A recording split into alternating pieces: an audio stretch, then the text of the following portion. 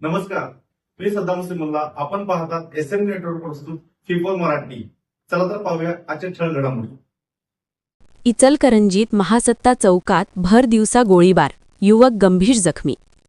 इचलकरंजी शहरातील महासत्ता चौक परिसरात बुधवारी दिनांक 4 मार्च सायंकाळी सुमारे 7च्या सुमारास भर दिवसा गोळीबाराची धक्कादायक घटना घडली.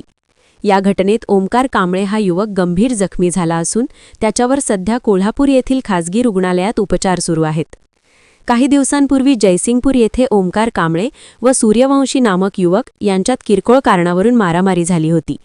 या प्रकरणी जयसिंगपूर पोलीस ठाण्यात दोन्ही बाजूंनी गुन्हे दाखल झाले होते. ओमकार कांबळे यांना अटक करून न्यायालयीन कोठडी सुनावण्यात आली होती. काही दिवसांपूर्वी ते जामिनावर मुक्त झाले होते.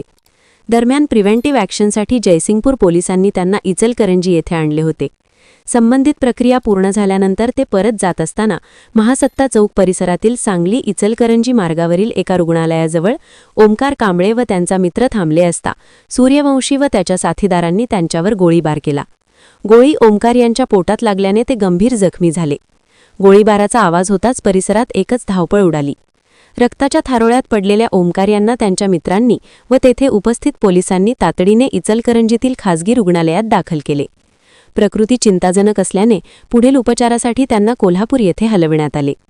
घटनेची माहिती मिळताच डीवायएसपी विक्रमसिंह गायकवाड व पोलीस निरीक्षक महेश चव्हाण यांनी रुग्णालयात भेट देऊन माहिती घेतली.